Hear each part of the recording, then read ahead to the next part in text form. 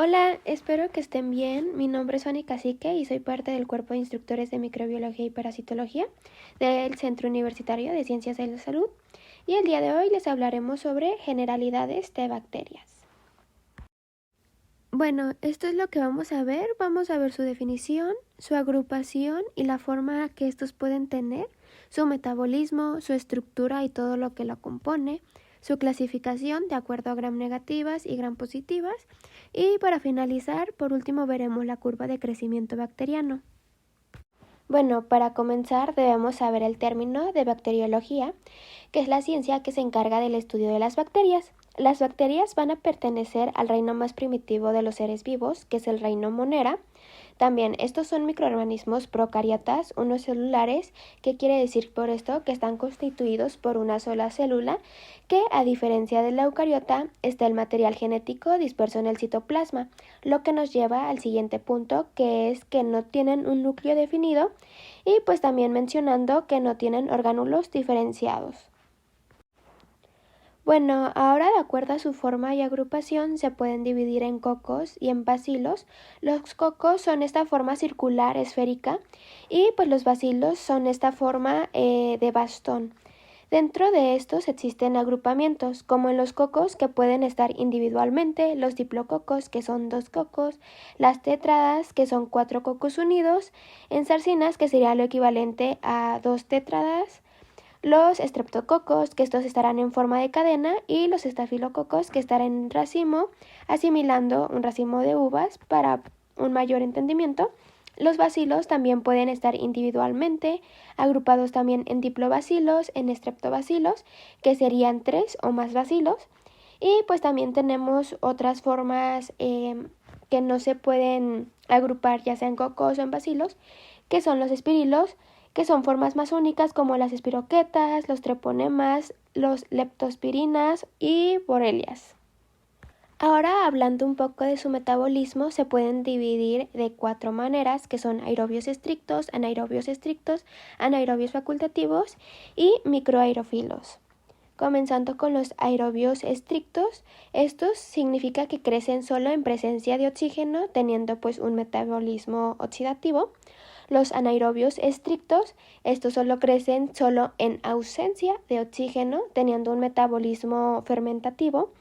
Los anaerobios facultativos, pues que pueden crecer con o sin oxígeno, y los microaerófilos, que necesitan pocas cantidades de oxígeno. También me gustaría mencionar que el superóxido dismutasa y catalasa, estos son enzimas que van a ser muy importantes, ya que las bacterias aeróbicas son capaces de producir reacciones de respiración. ¿Por qué? Porque poseen estas enzimas que pues las van a proteger de las especies reactivas del oxígeno generadas por la respiración. Ahora, pasando a su estructura, podemos observar que está conformada de diferentes compuestos como puede ser la cápsula, el mesosoma, las inclusiones, el citoplasma, el ribosoma, nucleoide, la membrana citoplasmática, el espacio periplasmático, el flagelo, la pared celular. Entonces, de esta manera vamos a hablar un poquito de cada uno y sus características. Primero tenemos la cápsula, que va a ser este material mucoso que rodea las bacterias, y sus funciones principales es la protección impidiendo la fagocitosis, y también es un factor de patogenicidad, ya que este le ayudará a adherirse a otros tejidos. Esta puede ser formada por polisacáridos y polipéptidos. Puede ser una microcápsula o macrocápsula, que más que nada dependerá de su espesor de esta. En algunos casos forman los llamados glucocálids, que están conformadas por glucoproteínas, así dándole una mejor adhesión y confusión de desecación para que la bacteria no se deshidrate por medio de su reabsorción de agua. Ahora tenemos a la pared, o también llamada membrana externa, que pues esta más que nada es el esqueleto de la bacteria. O sea, es un extracto rígido que le va a dar la forma a la bacteria, y pues esta va a ser el sostén de la membrana citoplasmática. En algunas bacterias se puede sobrevivir en ausencia de esta pared, como lo son, por decir algunos ejemplos, los protoplastos, que carecen totalmente de la pared, y los esferoblastos, que carecen de la pared, pero parcialmente.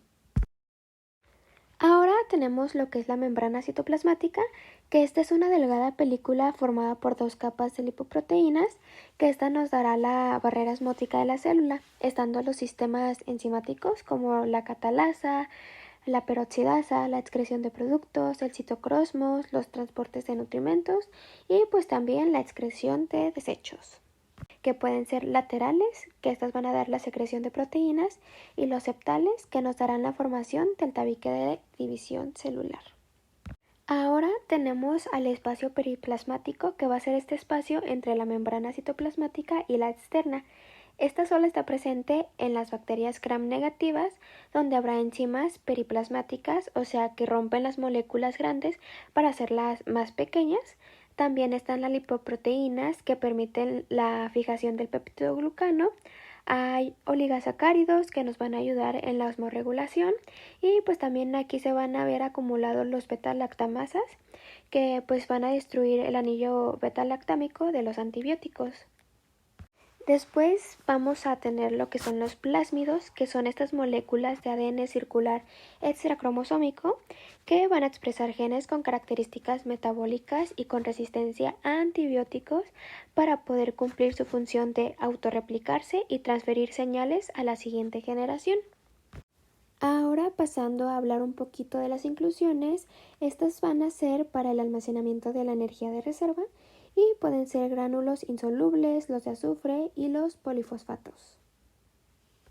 Luego tenemos a las vacuolas, que son estas estructuras que guardan el material gaseoso presentes en todo el citoplasma y le dan la flotabilidad que le ayuda pues a que la bacteria se pueda mantener en el agua para que así pueda obtener su oxígeno y nutrientes para su supervivencia. Hablando de los flagelos, estos pueden ser muy largos, hasta 20 micras de longitud. Constan con una proteína que se llama flagelina. Esta es una proteína contráctil, pues que obviamente le va a ayudar a su movimiento, y se origina en la membrana citoplasmática en un gránulo que se llama cuerpo basal. Estos se pueden dividir de acuerdo a su posición y números de estos, como pueden ser las átricas, que son sin flagelo, las monótricas, que son un flagelo en uno de los polos de la bacteria, las anfítricas, que tienen un flagelo en cada polo, las lofótricas, que tienen un mechón de flagelos en un polo, y las perítricas, que son flagelos en todo su alrededor de la bacteria. Ahora pasando a las fimbrias y pili. Estos más que nada se pueden confundir con los flagelos, sin embargo son más cortas. Las fimbrias van a ser estas estructuras rígidas que sirven para adherirse a la superficie, y el fili es un poco más largo y estos son necesarios para la conjugación y poder transferir el material genético. Después tenemos a las esporas, que va a ser este cambio que sufre la bacteria cuando no está en condiciones favorables, como falla de nutrimentos, el pH, la temperatura, es decir, inhóspitas. Esta estructura de resistencia no es una forma de reproducción. Estas esporas van a tener una copia completa del cromosoma bacteriano, ribosomas y proteínas esenciales y mucho dipicolinato de calcio. Y así, de esta manera, cuando ya se encuentre en condiciones favorables, va a poder germinar. Este proceso se llama esporulación, formándose una endospora, ya sea terminal, que va a estar en un polo, o ya sea central, que va a estar en el citoplasma, o subterminal, entre ambas que acabo de decir, de acuerdo a su ubicación. El nucleoide sencillamente va a ser esta estructura que contiene el código genético bacteriano. Las características que podemos resaltar del DNA de nuestras bacterias es que estará formado por doble cadena y está de forma circular sin extremos.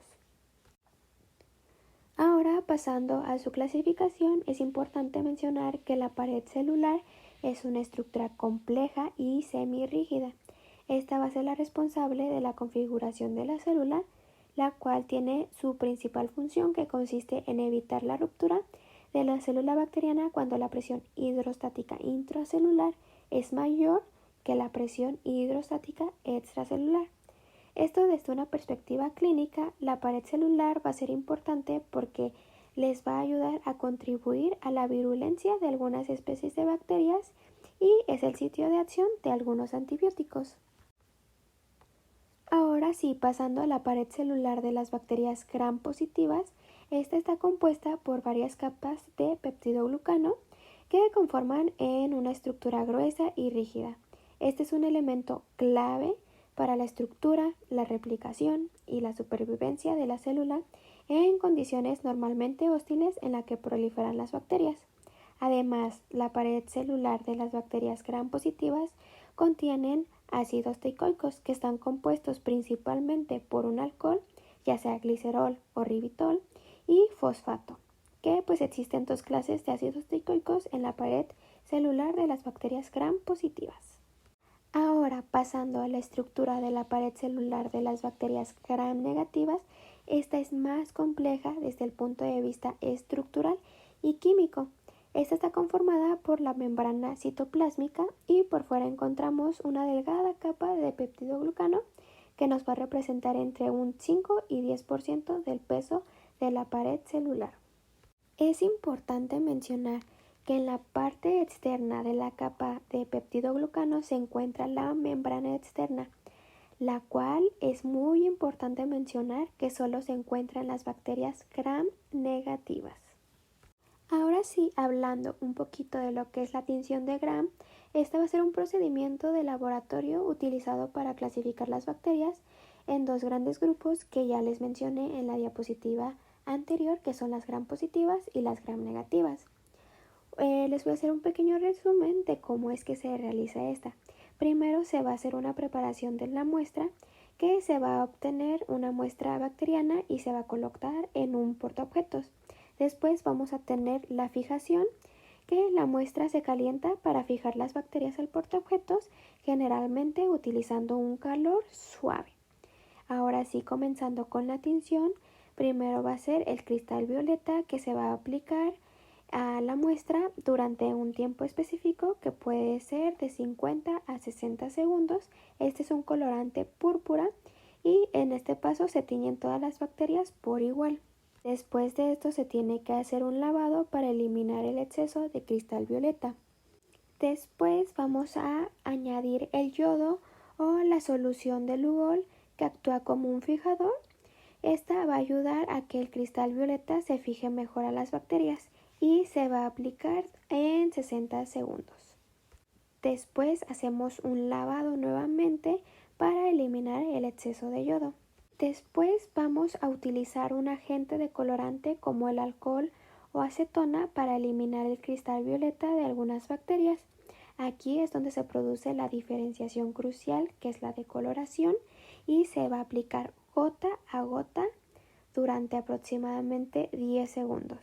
Pues se va a aplicar la safranina, que es un colorante rojo, que se podría decir que es la contratinción para colorear las bacterias que fueron decoloradas y así nos permite diferenciar entre gram positivas y gram negativas. Y finalmente hacemos un lavado final para eliminar cualquier exceso de tinte. Y pues para finalizar, el portaobjetos se deja secar antes de ser observado bajo un microscopio y ya después se puede observar. Y en este caso, bajo el microscopio se pueden observar las gram positivas que van a aparecer de un color púrpura, mientras tanto que las gram negativas se van a teñir de un color rojo, rosita, entre estos dos tonos y se puede diferenciar de una manera muy clara. Ahora sí, pasando a la curva de crecimiento bacteriano, como se puede observar en la imagen, esta se va a dividir en 4 partes, que va a ser la fase de latencia, la fase exponencial, la fase estacionaria y la fase de muerte, que vamos a hablar un poquito de cada una. Comenzando con la fase de latencia o también llamada fase de adaptación, esta inicia desde la inoculación del microorganismo en el medio.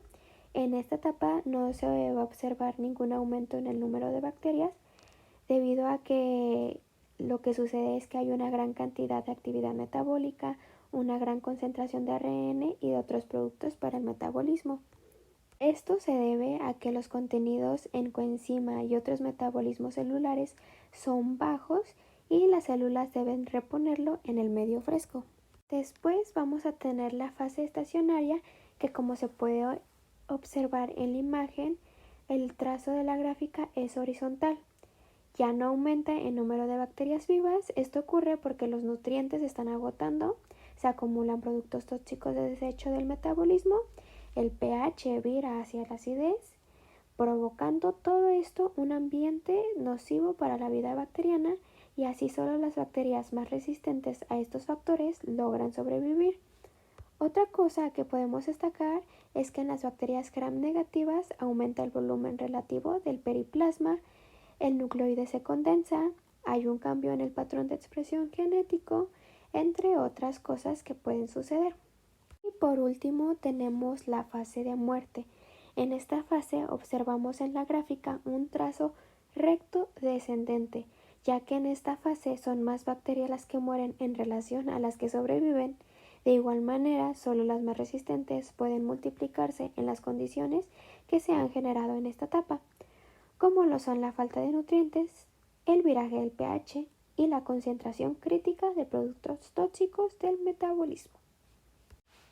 Eso sería todo por nuestra parte. Esperamos les haya gustado, pero sobre todo que les sirva para su estudio. No sin antes mencionar que este video es de apoyo y no olviden